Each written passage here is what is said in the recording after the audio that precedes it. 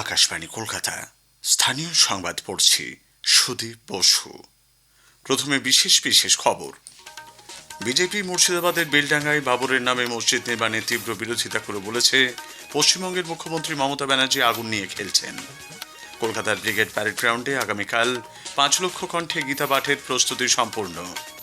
পশ্চিমবঙ্গে যৌনকর্মীদের জন্য আগামী 9 ডিসেম্বর উত্তর কলকাতায় বিশেষ ইনুমারেশন ক্যাম্প আয়োজন করবে নির্বাচন কমিশন।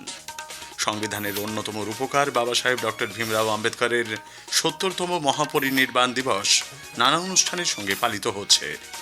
উত্তরে বাতাসে অবাধে প্রবেশ করায় ডিসেম্বরের প্রথম সপ্তাহে রাজ্যে তাপমাত্রার পারদ নিম্নমুখী। সৈয়দ মুস্তাক আলী ট্রফি ক্রিকেটে হায়দ্রাবাদে আজ বাংলা পুদুচেরির কাছে 81 রানে পরাজিত হয়েছে। আসছে বিস্তারিত সংবাদে। বিজেপি মুর্শিদাবাদের বেলডাঙ্গায় বাবরের নামে মসজিদ নির্মাণের বিরোধিতা করেছে।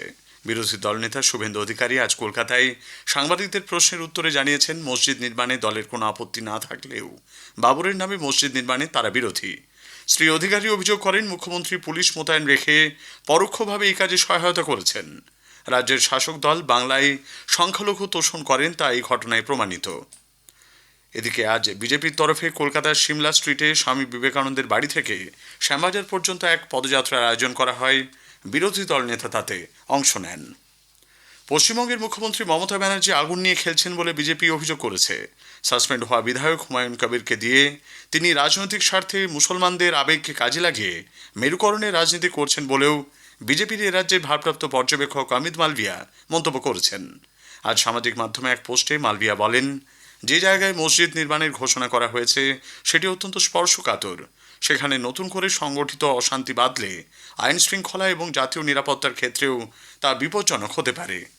এদিকে বিজেপির কেন্দ্রীয় মুখপাত্র গৌরব ভাটিয়াও বিষয়টি নিয়ে তৃণমূল কংগ্রেস সরকারের তীব্র সমালোচনা করেছেন। ममता बनर्जी इकलौती ऐसी मुख्यमंत्री है, वो चाहती है सौहार्द बिगड़े, और ममता बनर्जी को ये गलत फहमी है कि अगर सौहार्द बिगड़ेगा तो वो पुनः मुख्यमंत्री बन जाएंगे। वरना क्या मजाल थी, हुमायूं कबीर की हिम्मत कैसे हुई जो सर्वोच्च न्यायालय ने फैसला दिया ऐसा वक्तव्य दे दे, और ये 14 दिन का समय 15 दिन का समय ममता बनर्जी ने एक भी वक्तव्य क्यों नहीं दिया। তৃণমূল কংগ্রেসের সংহতি দিবস উদযাপন উপলক্ষে মেয়র রোডে আজ বিশেষ অনুষ্ঠানের আয়োজন করা হয়। দলের সংখ্যালঘু সেল আয়োজিত এই সভায় বিভিন্ন ধর্ম ও সম্প্রদায়ের মানুষ উপস্থিত ছিলেন। এর আগে সামাজিক মাধ্যমে রাজ্যের মুখ্যমন্ত্রী মমতা ব্যানার্জি সকলকে শুভেচ্ছা ও অভিনন্দন জানিয়ে শান্তি ও সম্প্রীতি বজায় রাখার আবেদন জানান।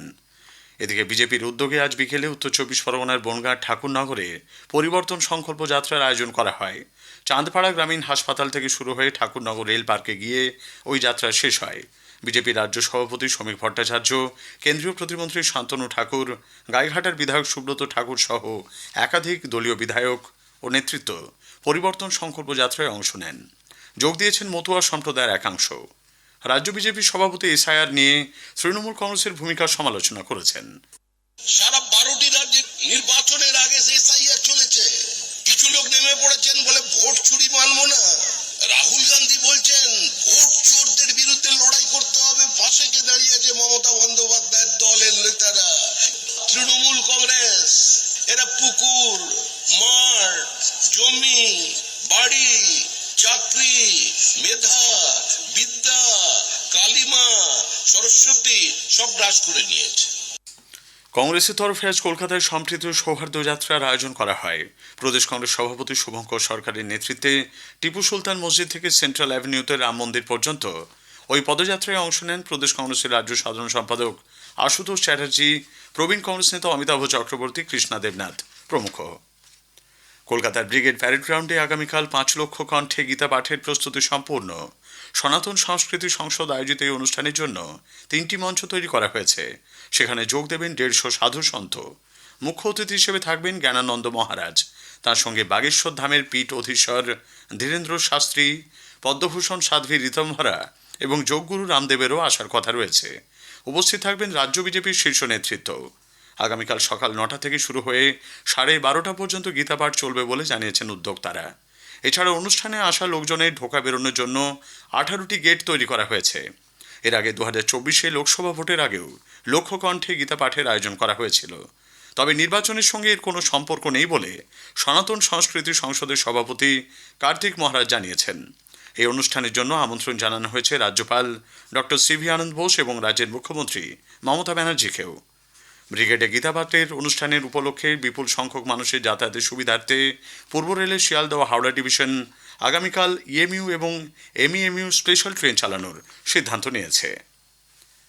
রাজ্যে ভোটার তালিকার বিশেষ নিবিড় সংশোধন এসআর প্রক্রিয়ার অগ্রগতি পর্যালোচনা করতে রাজ্যের মুখ্য নির্বাচনী আধিকারিক মনোজ কুমার আগরওয়াল আজ গুরুত্বপূর্ণ বৈঠকে বসেছেন। ভিডিও কনফারেন্সের মাধ্যমে অনুষ্ঠিত বৈঠকে মুখ্য নির্বাচনী আধিকারিক ছাড়াও বিশেষ ইলেকটোরাল রোল অবজারভার, অতিরিক্ত মুখ্য রোল অফিসার, যুগ্ম মুখ্য নির্বাচনী আধিকারিক, উপমুখ্য নির্বাচনী আধিকারিক সহ দপ্তরের শীর্ষ কর্তারা উপস্থিত রয়েছেন। বৈঠকে রাজ্যের সমস্ত জেলা নির্বাচনী আধিকারিক DO, electoral registration officer ERO এবং রাজ্যে নিযুক্ত 12 জন ইলেকটোরাল রোল অবজারভার রয়েছেন। মূলত নির্বাচন কমিশনের তরফে এসআর সংক্রান্ত যেসব নতুন নির্দেশ এসেছে তা বাস্তবায়নের অগ্রগতি খতিয়ে দেখতেই এই বৈঠক বলে জানা গেছে। নদিয়া জেলায় এসআইআর প্রক্রিয়ার অগ্রগতি নিয়ে একটি প্রতিবেদন। নদিয়া জেলায় এসআইআর এর কাজ দ্রুত গতিতে এগিয়ে চলেছে। জমা পড়া ফর্মগুলি এখন যাচাইয়ের কাজ চলেছে। এই জেলায় প্রায় 44 লক্ষ ফর্ম ইতিমধ্যেই ডিজিটালাইজেশন হয়েছে বলে নির্বাচন দপ্তরের ভারপ্রাপ্ত আধিকারিক অরিন্দম দাশগুপ্ত আকাশবাণীকে জানিয়েছেন। তিনি আরো বলেন, জেলায় এসআইআর এর কাজ ইতিমধ্যেই 99% সম্পন্ন হয়েছে। উল্লেখ্য, নদিয়া জেলায় 44,18,838 জন ভোটার রয়েছেন। নির্ধারিত সময়ে বিএলওর কাজ শেষ হওয়ায় শ্যামলকান্তি ঘোষ খুশি প্রকাশ করেছেন। তিনি আকাশবাণীকে জানিয়েছেন, প্রথমে সত্যিই একটু সংশয় হয়েছিল, কাজটা সঠিকভাবে করতে পারবো তো। আমি শিক্ষকতার সঙ্গে যুক্ত, তাই এলাকার সব মানুষ আমাকে চেনেন। নির্দিষ্ট সময়ের মধ্যেই কাজটা শেষ করতে পেরেছি। এসআইআর এর কাজ করতে করতে মানুষের সঙ্গে নতুন সম্পর্ক হয়েছে। ভবিষ্যতেও আমি এইভাবে দেশের জন্য যে কোনো দায়িত্বভার নিতে চাই। অনুপম মদক, আকাশবাণী সংবাদ, কৃষ্ণনগর, নদিয়া। রাজ্যে যৌনকর্মীদের জন্য আগামী 9 ডিসেম্বর উত্তর কলকাতায় বিশেষ ইনুমারেশন ক্যাম্প আয়োজন করবে নির্বাচন কমিশন।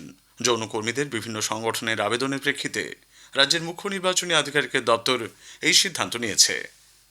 স্থানীয় সংবাদ শুনছেন আকাশবাণী কলকাতা কেন্দ্র থেকে। আমাদের সংবাদ শোনা যাচ্ছে ইউটিউব চ্যানেল আকাশবাণী সংবাদ বাংলা, ফেসবুক ও ইনস্টাগ্রাম আকাশবাণী সংবাদ কলকাতা এবং এক্স হ্যান্ডেল এআইআর নিউজ কলকাতাতে।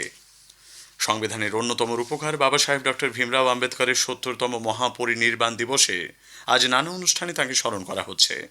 সংসদ ভবন প্রাঙ্গণে প্রেরণা স্থলে বাবা সাহেবের প্রতিমূর্তির সামনে ডক্টর আম্বেদকর ফাউন্ডেশন এবং সামাজিক ন্যায় ও ক্ষমতায়ন মন্ত্রকের পক্ষ থেকে আজ তার মৃত্যুবার্ষিকীতে এক বিশেষ অনুষ্ঠানের আয়োজন করা হয়। দীর্ঘ 6 মাস বাংলাদেশে আটকে থাকার পর বীরভূমের পাইকরে নিজের বাড়িতে ফিরেছেন অন্তঃসত্ত্বা সোনালী বিবি এবং তার 8 বছরের ছেলে। সুপ্রিম কোর্টের নির্দেশে তারা ঘরে ফেরায় খুশি পরিবারের লোকেরা। গতরাত থেকে তিনি মালদা মেডিকেল কলেজের ট্রমা বিভাগে চিকিৎসাধীন ছিলেন, সেখানে তার স্বাস্থ্য পরীক্ষা করা হয়। কলকাতা হাইকোর্টের নির্দেশে 2016 প্যানেলের অযোগ্য শিক্ষাকর্মীদের নাম সহ বিস্তারিত তালিকা আবার প্রকাশ করেছে স্কুল সার্ভিস কমিশন। এই তালিকায় 3,512 জনের নাম রয়েছে। গ্রুপ সিতে 1163 জন এবং গ্রুপ ডিতে 2,349 জনের নাম রয়েছে। রাজ্যে লোক সংস্কৃতি ও আদিবাসী সংস্কৃতি কেন্দ্রের 2 দিনব্যাপী প্রতিষ্ঠাবার্ষিকী উৎসব শুরু হয়েছে। দক্ষিণ কলকাতার ছিট কালিকাপুরের লোকগ্রামে আজ এই উৎসবের সূচনা করেন রাজ্যের মন্ত্রী ইন্দ্রনীল সেন।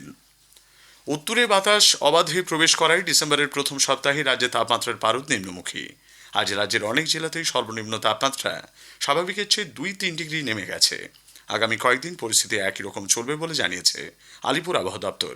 উত্তরবঙ্গের জেলাগুলিতে আগামী 3 দিন সকালের দিকে কুয়াশা থাকবে বলেও পূর্বাভাসে জানানো হয়েছে। সৈয়দ মুস্তাক আলী ট্রফি ক্রিকেটে হায়দ্রাবাদে আজ বাংলা পুদুচেরির কাছে 81 রানে হেরে গেছে।